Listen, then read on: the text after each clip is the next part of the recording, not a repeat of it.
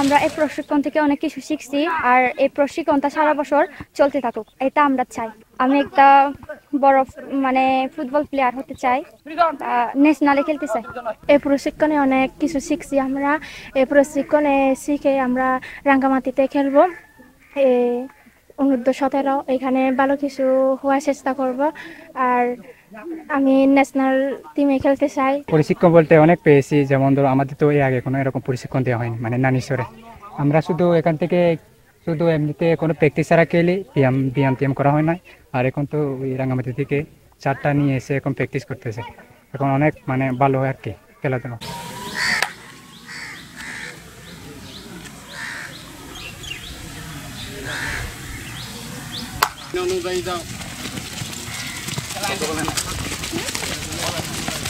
ভালো মানের প্লেয়ার বেরিয়ে এসেছে, আমাদের অতীতে অনেক প্লেয়ার বেশি বেরিয়ে এসেছে। সম্প্রতি আমাদের মহিলা জাতীয় দলের গোলরক্ষক রূপনা চাকমা আমাদের নানিয়ারচরের সন্তান, এবং তারপর পরে অনূর্ধ্ব 16 যে চ্যাম্পিয়ন, নারী চ্যাম্পিয়ন, সেখানে যে পূজা চাকমা অংশগ্রহণ করেছে, সেও আমাদের নানিয়ারচরের সন্তান।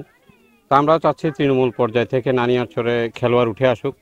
তো সেই আলোকে আমাদের নানিয়ারচর উপজেলা ক্রীড়া সংস্থা তৃণমূল পর্যায়ের খেলোয়াড় তুলে আনার জন্য মাসব্যাপী ফুটবল প্রশিক্ষণের আয়োজন এই প্রথমবারের মতো আমরা করেছি। এখানে আসার পর চিন্তা করলাম অবসরে আসি, বসে থেকে লাভ কি, বাচ্চাদের জন্য কিছু করি। আর সেই করতে গিয়া এই নূতন ইউনো মহোদয় এসে আমার উপরে একটা গুরুত্বপূর্ণ দায়িত্ব দিল যে আপনি আহ্বায়ক হয়ে একটা কোচিংয়ের ব্যবস্থা করেন। জানি না কতটুকু সাকসেস হয়েছি, তবে আমার যা ধারণা যে বাচ্চারা অনেক কিছু শিখেছে, অনেক কিছু জেনেছে। ক্রীড়াঙ্গনে এই যে ছেলে মেয়েরা এই যে এইভাবে যে আসলো, এটা দেখে আমি অত্যন্ত অভিভূত। আমরা জেলা পর্যায়েও এত পাই না, সহযোগিতা পাই না, কিন্তু এখানকার ছেলেমেয়েরা সুন্দরভাবে সহযোগিতা করছে।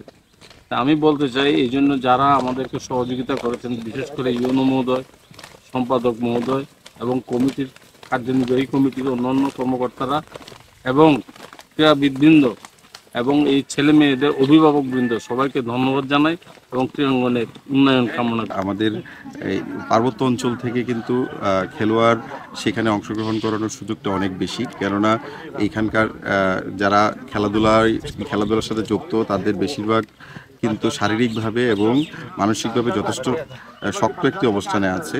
তো তাদেরকে যদি উপযুক্ত প্রশিক্ষণ দেওয়া যায়, সেক্ষেত্রে আমরা আমাদের ন্যাশনাল পর্যায়ে ক্রীড়াবিদ পেতে পারি। এবং ইতিমধ্যে আপনারা দেখেছেন আমাদের রূপনা চাকমা থেকে শুরু করে পূজা চাকমা এবং অনেকেই আমাদের এই নানিয়ারচর থেকে জাতীয় ক্রীড়াঙ্গনে যুক্ত হয়েছেন। আশা করছি যে আমরা বছরব্যাপী আমাদের এই প্রশিক্ষণটি যে কোনো ভাবেই হোক আমরা এটি এগিয়ে নিয়ে যাওয়ার চেষ্টা করব।